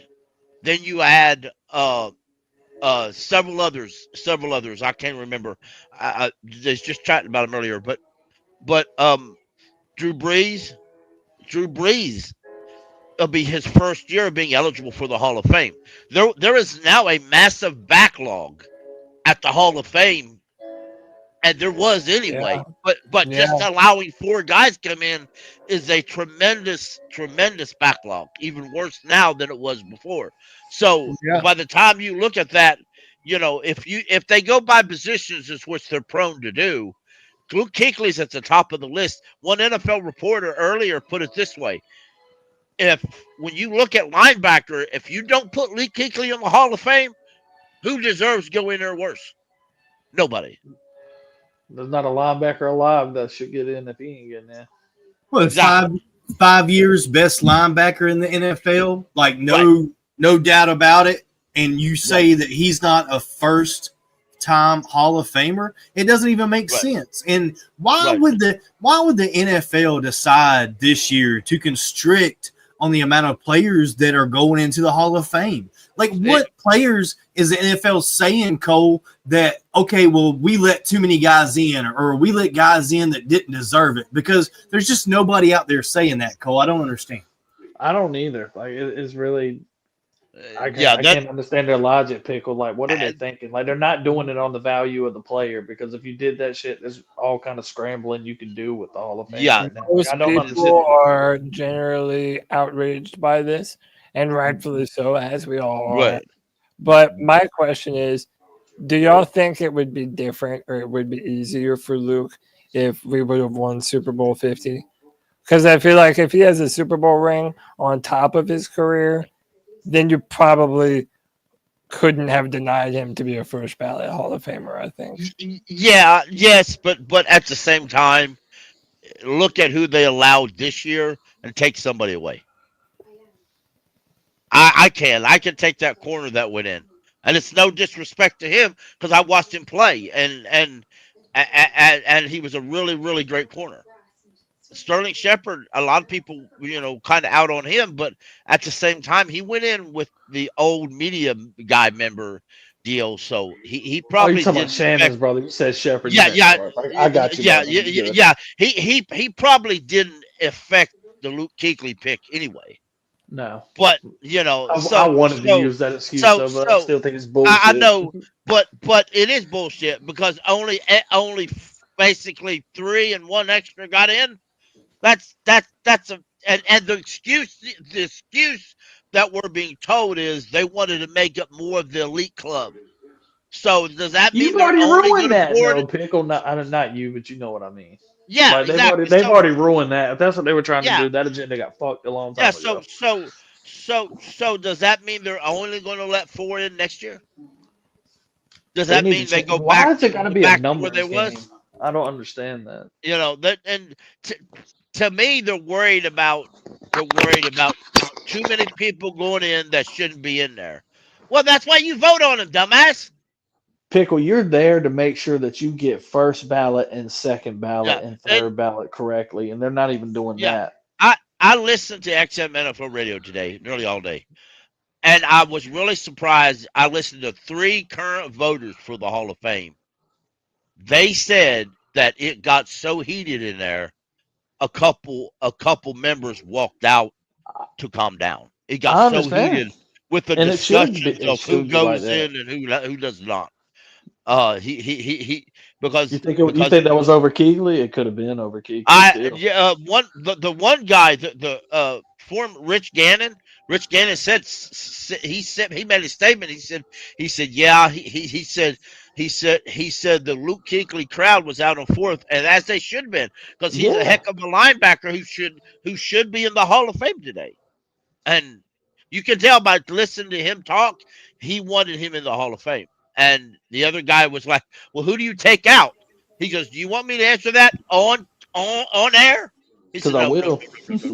no." He said, I'll tell you which one I wouldn't have put in." They didn't want that answer. No, they It didn't. does seem like most of the media members and people are unanimous on it that Luke should have been a first ballot Hall of Famer. Such Yeah, a are we gut just punch, dude. Hey, Now, is it really now, is. oh, wait, I have another- I want to. Hold on. Let me ask this though: is it a foregone conclusion now that Steve Smith is not going to be a Hall of Famer? Like now that we're talking about this backlog, like is it possible Steve just doesn't make it? I don't know. What are we talking? It's possible. Anything's possible, but at the same time, I don't think it's going to happen. I think Steve will get in eventually. Are they just fucking with us so they can put Kuechly and Meany in together? Is that what's happening, Cody? If Patrick Willis got in on the first try, He and didn't. Luke Kuechly, Patrick did. Patrick got in on Did the he first. No. Yeah. Am I tripping, Cody? Somebody needs to check me on that, Dees. I feel like he had to wait a hot minute because I felt like they used that as an excuse on the radio against Kuechly. And I didn't like that because I think he's better than Patrick Willis. Oh, absolutely. Yeah, I do too. Yeah, he is better. I really think I heard that. They were like, well, he had to wait a few years, so it's really not that big of a deal. No. If you're a first ballot fucking Hall of Famer, shoe in, no question, your ass deserves to be in there on the first try. I'm not have to wait. It's ridiculous. I don't like that shit. We're redefining what first ballot is now for some reason. That's what I don't get. Now it's a different what first ballot is. And I don't see how you say that Willis is and Kuechly's not. It's absurd. It doesn't make any sense. Look that up. Instead, you need. No, he wasn't. He was not a first ballot Hall of Famer. He was not. Okay. According to Google, he was not. He retired at age 30. He retired at 30, the same age Luke did. Wait, who? Patrick Willis? Yeah, he retired at the same age Luke did. He was in the NFL the same amount of years that Luke Kuechly was. Really? And I'd have got that shit wrong. Yeah, the careers were kind of. I've read this before. Their careers are so close. I think they have the same amount of Pro Bowls. They were so close. Hey, look now, Patrick And- Willis is one hell of a linebacker. Like, if he was going Right. against most anybody other than Luke, I would probably support him a lot. Yeah, with now, the shit pickle. But the- we the- talking the- about the GOAT here with Kuechly. I don't Right. give a damn what nobody said. The reason why I put Luke above Patrick, but now granted, Patrick played in a 3-4 his whole career, and Luke didn't. But the deal I've always put Luke ahead of Patrick. Luke was a better film rat than Willis. That's what makes him the greatest of all And- fucking time. to yeah, me, 'cause exactly. I'm not gonna lie to you. Right. There's never been another linebacker in the history of the Ever. NFL that NFL coordinators and quarterbacks had to study, put extra time. I mean, like hours and a whole day of extra study just to concentrate on Luke Kuechly. The Saints hired one guy to do nothing but study Luke Kuechly. Yep. That's all that one guy did was study Luke Kuechly and how to beat Luke Kuechly. Pickle, I can't tell you the offensive coordinator or head coach. I heard say this from another team. There was like, there's no audibling. It's like when I played against Luke Kuechly, you didn't let the quarterback audible at the line of scrimmage because every time you did that shit and checked into something, he knew what it was every single time. Right. Tom Brady. That's Tom what Brady, separates him. Tom Brady said on XM radio not long ago, because I heard him say it. He said they asked him who was the best linebacker he's ever played against, and he goes, "That's a lot." But he said the one linebacker that the only linebacker that I hated to go against, and thank God he wasn't in my division, was Luke Kuechly. One thing I will say is that's probably good in favor. Luke should be in the Hall of Fame this year, but Right. What I've heard is that players who don't make it this year or like the year prior or like in the year, the next year, depending on how they ranked, like how far behind all the other players that actually got in they actually have a little bit of an advantage at getting in next season. So, and I've heard that Luke was like, so there was only 4 that got in, and Luke, from what I've heard, ended up like 5, right? Yeah, he was like in the 5 to 7 range, and those 3 players are for sure guys who will more than likely get in next year. So he probably will get in next year, I'm assuming, because from what it sounds like, they had him really close to getting in. So like I don't want to make this sound bad the way I say this, but the uproar over this shit, I feel like Kuechly should definitely get in next time. Oh Like, yeah, if he he shoulda went in absolutely today. should. Especially if there's people fighting in the. I didn't even know about that until Pickle said it, but that's kind of funny how they're all fighting. I can see it. so- As Pickle was saying that, I could see a bunch of people acting like I mean, that. for who sure. who is it that votes for the? Is it like media? Oh, it's Yeah. probably all Yeah. kinds of that's shit. another. That's another thing.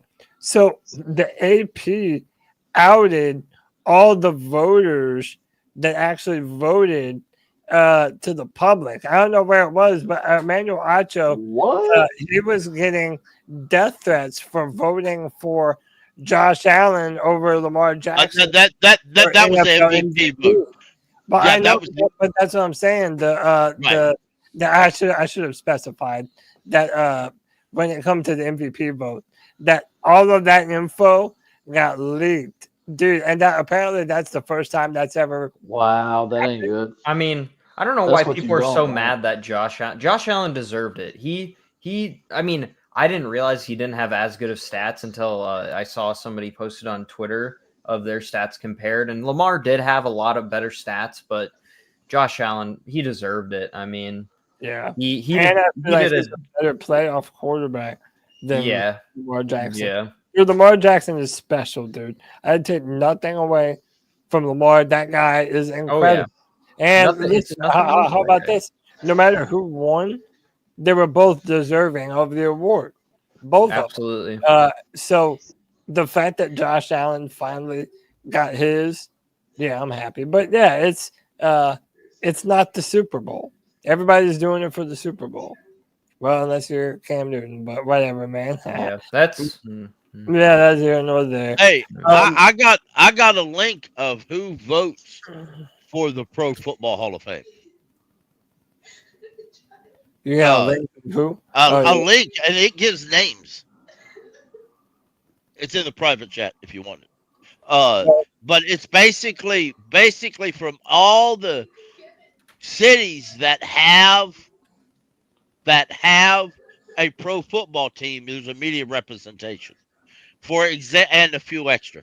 For example, in Carolina, Darren Gant represents the Carolina Panthers as a voting. For Chicago, Dan Pompey from The Athletic. Wow, so this is like open knowledge. Yes. This didn't is know open this was knowledge of open. who votes for the right. And there's a few extra. It's kind of like an at-large. The 33rd team has one in there. The list I got on, there is one open because somebody passed away. Jim Trotter is a voter. Sal Palatonio, Bill Polian. I know Bill Polian votes. Bill Polian was the one a week ago said I will argue tooth and nail for Luke Kuechly. Let me assure you that. And he said that on XM radio. I heard him say it. He's probably somebody who was, if there was really an argument, he was probably one of them. Right. If that's so. Right. Mary Kay Cobbett, but anyway. So let's pivot to the Super Bowl, boys. And then we're going to have to dip out a little early tonight. But I wanted to get everyone's prediction for the big game in NOLA. How are we feeling? Are the Kansas City Chiefs going to get away with the three-peat in history? No team has ever won the Super Bowl back-to-back ever before. Are we going to see history? Or is the Philadelphia Eagles going to roll in there and play spoilers and run all over them with Saquon? And what are you pulling for? And what do you think will happen? Let's go to my man, Cole, on the free-for-all. We appreciate you, brother. Who are you picking? Who do you want to win, and who do you think will win? Unfortunately, man, I'm gonna have to say Kansas City to both of those things, Cody. We are gonna see three-peat. The NFL loves a good story, and this is a Chiefs dynasty. They are the Patriots, what everybody used to hate in terms of being a winning franchise and successful, my man. So, gotta go Chiefs, and I honestly think they're going away with it. They're gonna blow them out. Yes, sir. Tyler Jones has been a member for 28 months. Appreciate you, brother. It says Myles Garrett for the 2026 first round pick. Send it in, baby. Let's go. Love that. Evan, we appreciate you, brother. What is your prediction and who you're pulling for the Super Bowl? I'll be pulling for, even though the Eagles fans are dickheads, I'm gonna be cheering for the Eagles. And I also think they're gonna win this year. It's tough because that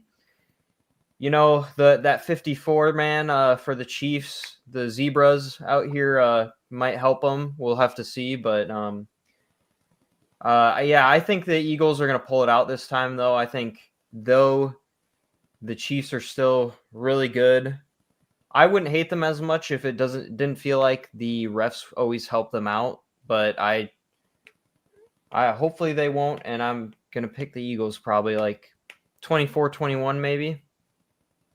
Okay. 24-21 Philly. Yeah, dude, there's a real chance that if Philly gets rolling and is just able to keep Pat off the field by just running the football, dude, this could be a competitive game. I'm hoping it is. Let me see. Let me go to my man, Panther Pickle. Pickle, I appreciate you, brother. Give me your prediction for the Super Bowl. And who you want to win? Who do you think's going to win? To be honest with you, I'd like to see the Eagles win just because I'm tired of seeing Kansas City win. It's nothing personal against anybody in Kansas City. I'm just tired of seeing them win. I think it's going to be a kind of I don't want to say a shootout, but a close scoring game. And I think I personally believe that the refs, and I know people don't want to hear this, I believe it's going to end exactly the way it normally ends, with Kansas City going down the field the last few minutes with no flags and an assistant from referees, and they're going to win the game. That's exactly how I see it happen. The Kansas City is going to win the game with the help of the referees. All right. Well, that's Kansas City. The referees man. The referees and the Chiefs. I mean, That's still the Chiefs. Yeah. Sean McDermott told his team before the Bills took on, he said, remember, you have to go out there and fight the Kansas City, and you have to fight the officials because they're not going to make calls scoring your side. That's what teams are telling their players going to take on Kansas City, that you're not going to get calls your way. Now, Sean McDermott was reprimanded by the league for that when it was admitted that he said that. But I still stand with Sean McDermott. He's right.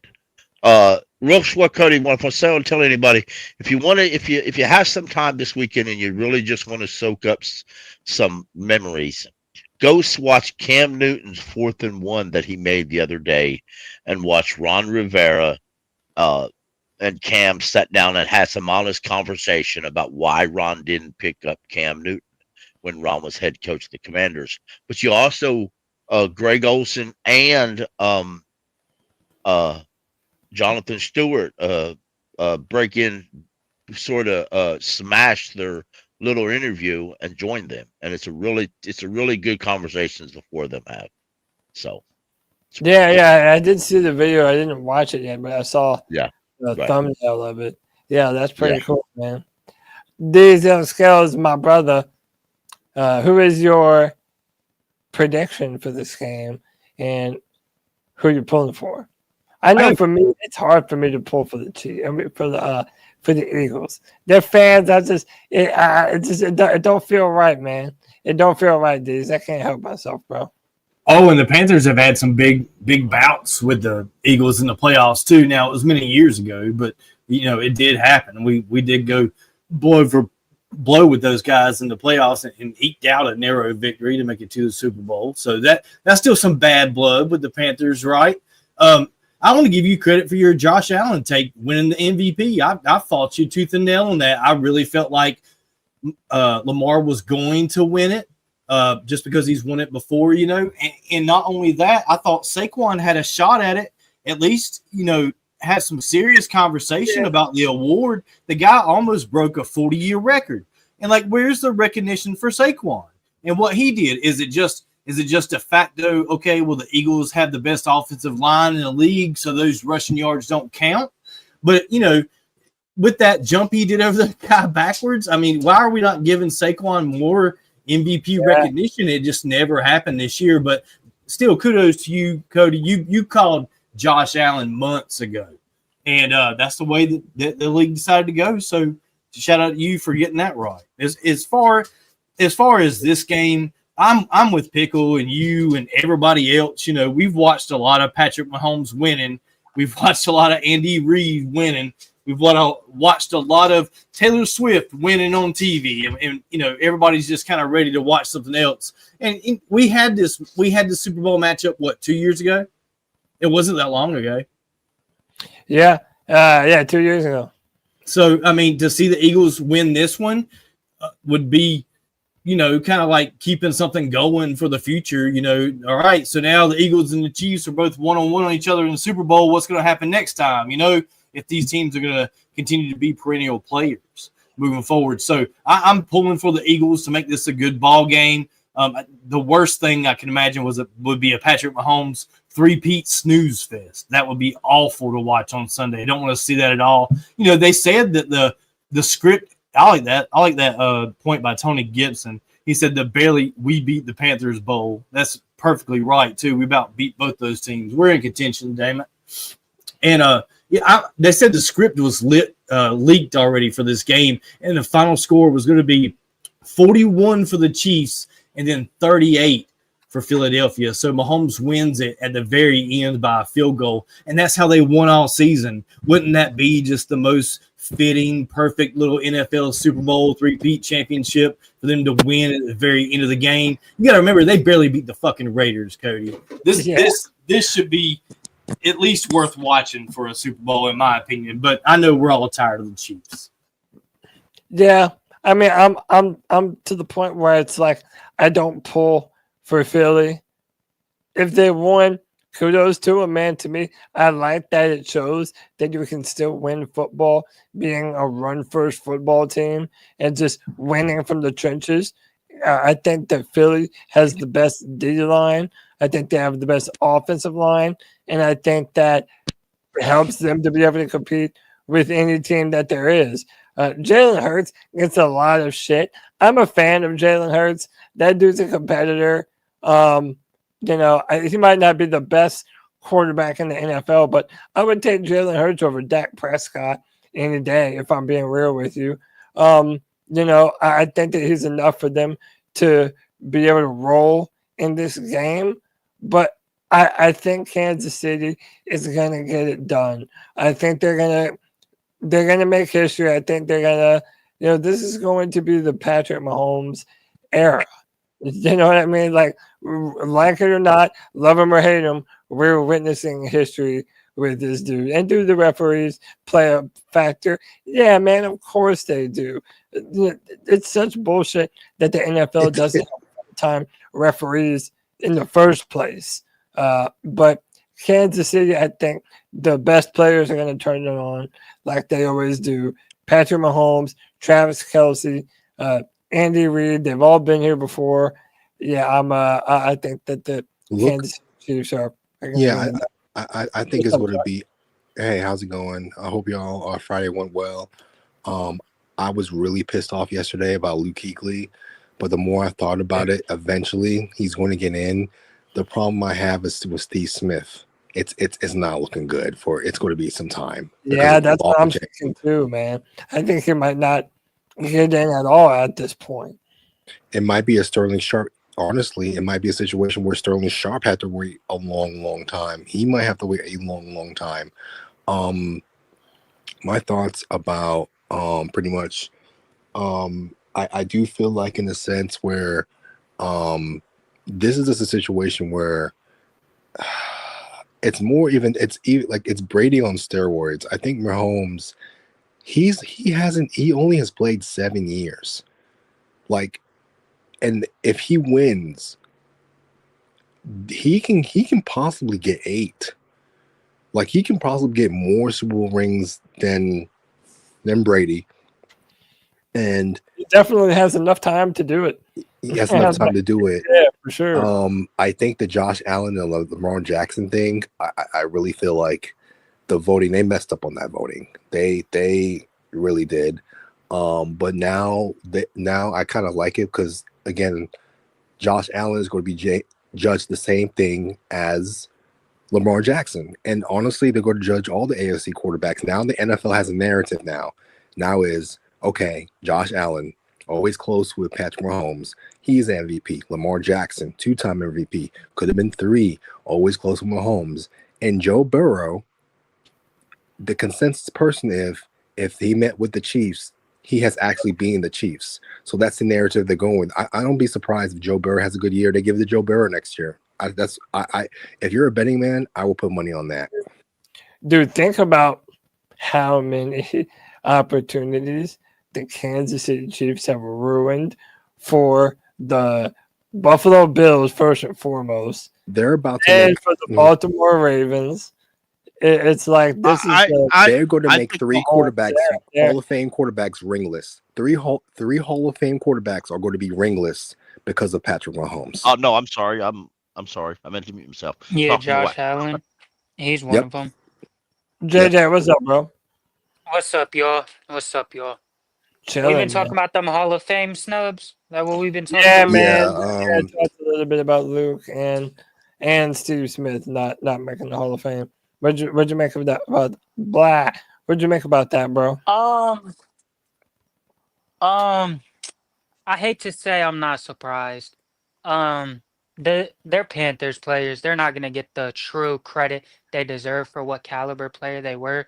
And I'm more so talking about Luke Kuechly than I am Steve Smith, just because I think Luke Kuechly is like unanimously a top 3 linebacker ever. And I feel like if he played for a lot of other teams or more successful franchises that had more sustained success over a period of time, not a franchise that never had back-to-back winning seasons, no disrespect to us, but it's the reality of the situation in a small market like us. When you don't have the sustained success from a team standpoint, you're not going to get the true credit you deserve. So, Facts. in my opinion, I think Luke Kuechly's the second best linebacker ever.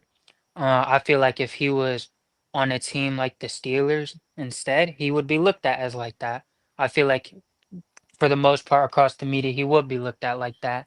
And his greatness would truly be appreciated. I don't think the longevity argument against Luke Kuechly is valid at all. Calvin Johnson played like 10 years, and same thing with like Patrick Willis, and I think they were both first ballot Hall of Famers because they were one of the best ever at their Patrick waited for position. 3 years, though. Patrick waited for 3 He did. years. He did. I thought he did, but I heard someone recently say he was first ballot, so I thought he might have been. So, um, but yeah, it's shit like that. When you peak as high and as great as you were at your position for as long as Luke Kuechly did, it's shit like that where it's like, yeah, 8 years is only 8 years, but for those 8 years, you were a top five player at your position of all time. Literally. JJ, for the 8 years, there's never a year that he didn't get a award. There's never a year. Like, He yeah, got the an year award every he single he year. he won defensive player of the.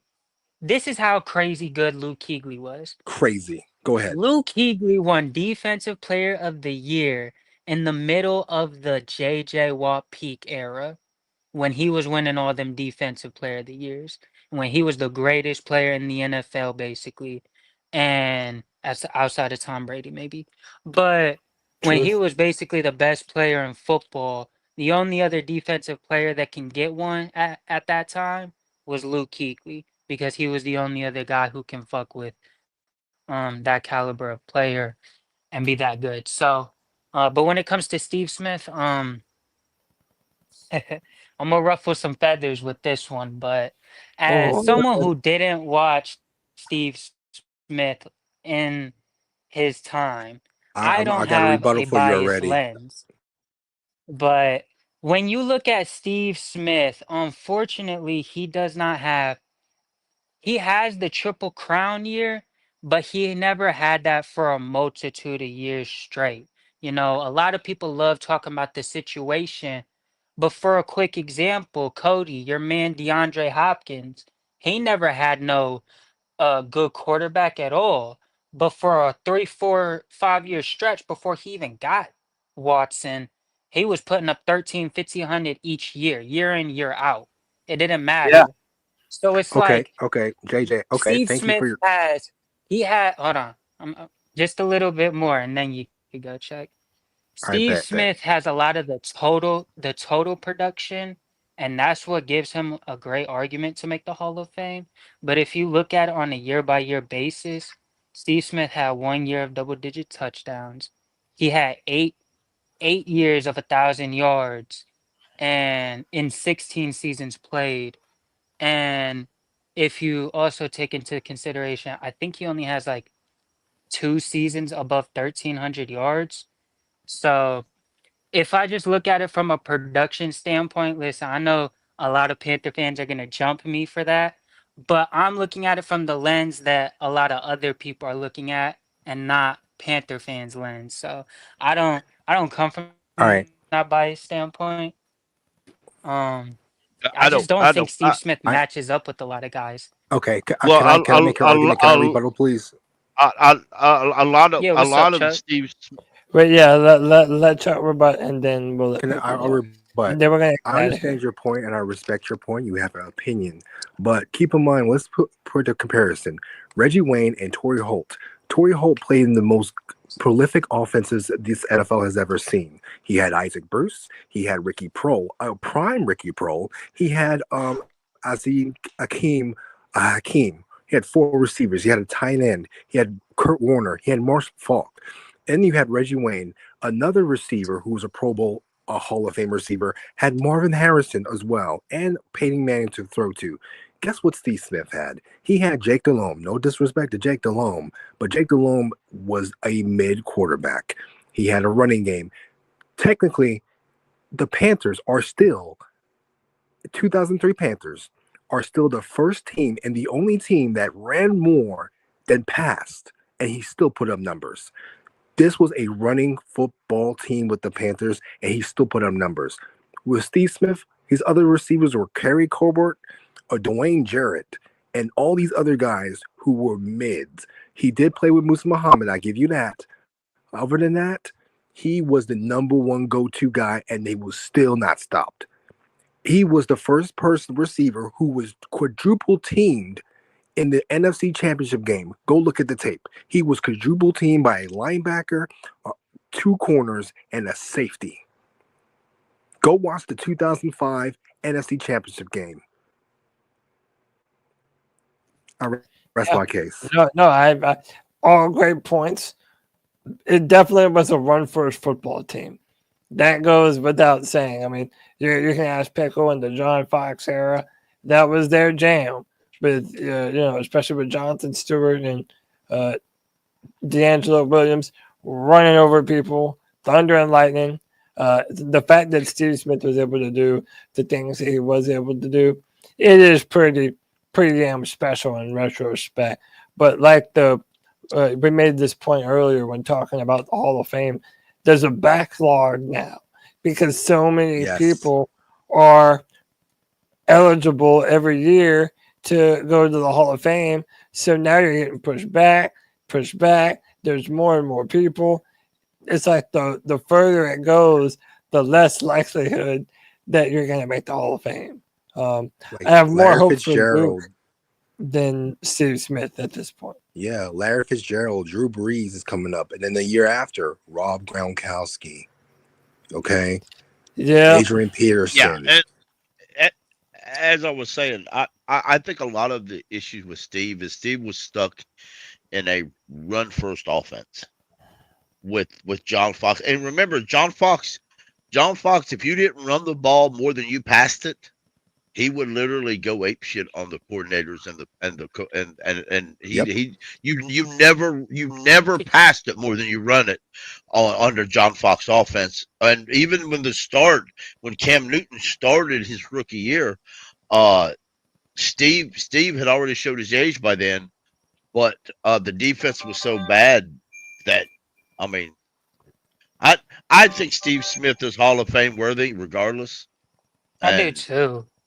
But I'm just not surprised when the years passed that the log jam. He still is waiting. Well, and he's not the only older player waiting. And a lot of these older players, if you look at just by stats, you're not going to see the glorious stats because right now we're playing in 17-game seasons. A lot of not Steve, but a lot of the older players were 12 games. They played in 12 games, not 17. So that's just what that means a lot. And right now, it does. That's actually a game of football, right? Yeah. So listen, man, we appreciate y'all, boys. We're gonna jump out a little bit early here tonight. I appreciate y'all for hanging out with us on another Friday night. We will be back this Tuesday night at 9 p.m. to discuss the Super Bowl and start to preview all things free agency. Love y'all, C3 Legion. We appreciate y'all. My name is Cody Lashley. We'll be back this Tuesday. Thank you to the brand ambassador, Detail Skills, Panther Pickle, JJ, Cole, Evan. Thank you to everyone who stopped through tonight. JJ, my brother. I appreciate you, bro. And yeah, but we'll be back this Tuesday night at 9 p.m. Keep pounding. Keep pounding.